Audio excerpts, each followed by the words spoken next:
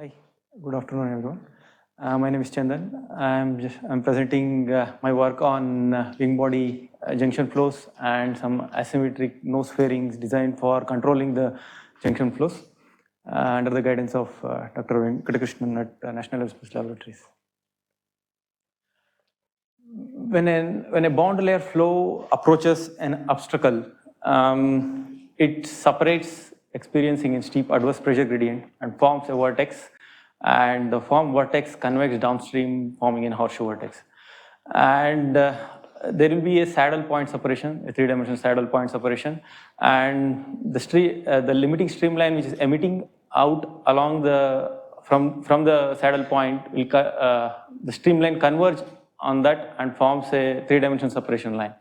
And also another thing which we can see in the junction flows is the skewing of the boundary layer. That is, the boundary layer flow is made to flow in a curved path, and this will generate a cross flow also. Another important flow phenomena which occurs in the junction is the corner flow separation, which is which has very importance for the aircraft designers generally, because any corner separation occurs in the wing body junctions, it could drastically increase the interference drag magnitude, and it is very important to curtail any chances of formation of the corner separation. And in the recent study, which was because the corner separation is very less seen in the experiment generally. This is one of the experiment which they have shown that on a DLR F6 wing body junction model, where they show that the corner separation occurring, and this could degrade the flow on the fuselage also, and they have curtailed that one by using a tailing edge device. It is basically trying to eliminate the leakage from the pressure side of the wing on the upper surface, and hence preventing the flow separation in the corner, and hence not allowing it to degrade the flow on the fuselage also. In the past studies, because there are many shapes of the wings has been studied under the branch of junction flows. Fleming introduced a bluntness factor to compare different experimental results, so that he introduced what will be the effect of nose shape by the bluntness factor. We can find bluntness factor ranging from 0.028 to 0.32 in the literature. What the bluntness factor, if the bluntness factor increases, the thing happens is the vortex formed will be of stronger sense, and it will be of larger influence area around the junction. And another factor which was introduced was the momentum deficit factor, which is basically a non-dimensional version of the momentum deficit which is there in the oncoming boundary layer. So this, when there is a large deficit in the boundary layer, it forms a strong reverse flow in the separation, and it helps in forming an structured vortex around the junction. And we can find from 0.7 to 13 range in the literature over the range of experiments. And when it comes to the controlling the junction flows, the fairings are one of the most attractive and easiest way to deal with. And generally, most of the experiments has been done is on the symmetrical fairing on the symmetrical body at 0 degree angle of attack. And they have demonstrated that using a fairing or a nose fairing, we could improve the flow quality in the wing body junctions. And even an cavity kind of thing is also being used to control the circulations and control the circulation around the wing body junctions. In the current study, we required an asymmetric wing shape or a nose shape, because we wanted to apply it on an aerofoil or a wing which is at an angle of attack, non-zero angle of attack. Like we have chosen a 4 degree angle of attack, and for 4 degree angle of attack, we need a fairing. When a body is kept at a non-zero angle of attack, the symmetric fairing may not be an ideal one, because it couldn't eliminate the flow separation chances in the junction. And so we arrived at an asymmetric shape based on introducing a camber distribution to a symmetrical one, That is basically we define the fairing dimension as A and B, which is the major and the minor axis respectively. And this elliptical line is made as a leading edge by protruding the section. This is basically done using a NACA 4-digit aerofoil equation completely. And once this symmetrical aerofoil is formed, this leading edge is given a constant displacement angle of phi, which is a leading edge displacement angle. And this displaced leading edge is made as a aerofoil by giving a camber distribution variation along the height. And to define what the magnitude of phi required and what is the A and B required for the application, we first run the inviscid flow calculations to figure out how the flow is entering. For example, a symmetrical fairing is kept at a 4-degree angle of attack. The flow enters not along the leading edge but slightly off. So in order to have a full utilization of the fairing, it has to be little bit given a droop kind of a thing that the phi, the displacement angle, is doing. The phi is refined by iterations that the flow enters along the leading edge, and the length of the fairing was decided based on the momentum integral equation and the Head's entrainment equation solution, just to look for what is the shape factor distribution along the attachment line flow.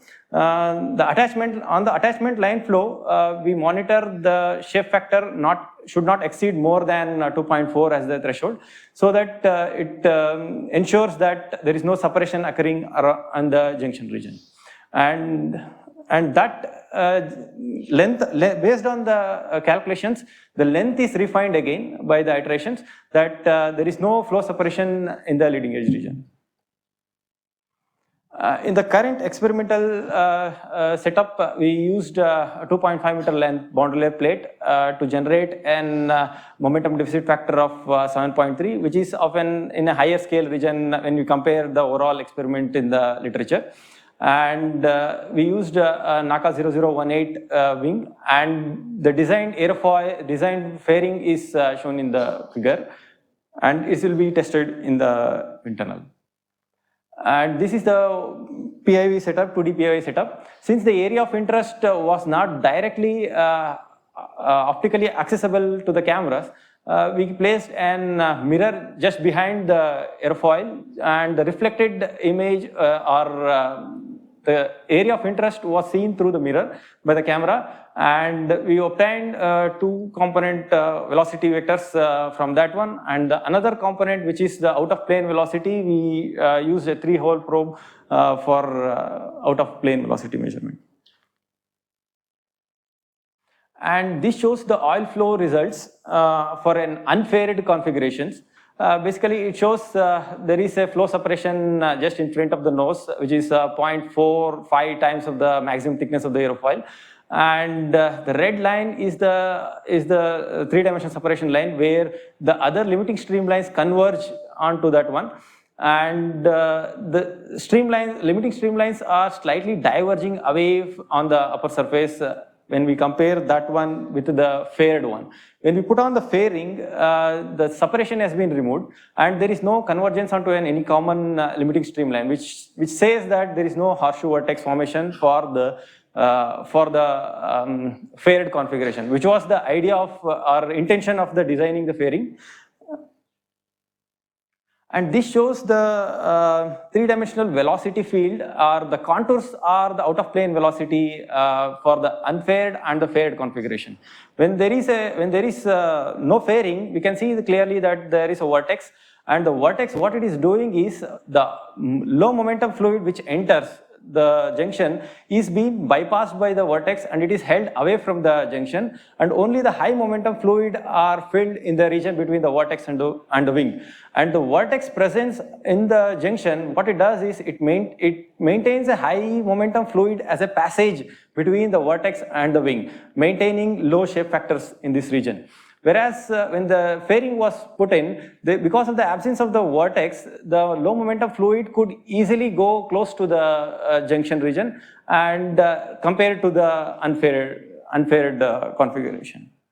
And when we compare the vorticity, streamwise vorticity thing, we can see the red color one, which is the counterclockwise vorticity region, which is housed inside a counterclockwise vortex. And this opposite sense vorticity is the one which is pulled out by the vortex into the outer region because of the vortex action. But when we put on the fairings, even though there is no vortex, we can see that there is a counterclockwise streamwise vorticity even in the presence of the fairing. The reason for that one is even though there is a fairing, the flow that which has the two-dimensional boundary layer which is coming in, which has a spanwise vortex filament, is bound to bend and stretch, which will introduce a streamwise vorticity to that one, and it will be close to the body. That's what the figure shows, that these are because of the bending of the spanwise vorticity which has come into the region very close to this one. And these are the region where the shape factors are maintained very less. That is what the horseshoe vortex is doing, the same thing the vorticity field is also doing, but it is restricted to a very small region around the junction compared to the unfaired region where the vortex is there, which is influencing a larger region. And the shape factor says that when there is the red line is for the no fairing condition where there is a vortex presence. This peak in the shape factor is where that the vertical velocity, V velocity component introduced by the vortex. It's like a blowing effect for the boundary layer. That's why it is having some localized peak. But otherwise, for a larger region, this is a wing surface. From wing surface to the vortex center somewhere in the 0.9 Z by T, there is larger reduction in or lower shape factor is maintained by the horseshoe vortex presence. Once the horseshoe vortex is controlled, the shape factor a little bit increases, but still it is far away from the separation region, or the separation chances are less likely, even when there is absence of the horseshoe vortex. So the presence of the streamwise vorticity close to the body is trying to maintain the low shape factor in the faired condition. So when this one is applied onto any wing body junction kind of a thing, in the present case it was a flat plate which is a zero pressure gradient one, but in the applications wise in the wing body junction there may be an adverse pressure gradient created by the fuselage itself. Those region, while applying the fairing, there should be some caution need to be exercised, because if the vortex is removed using the fairing, it could move closer towards the corner separation.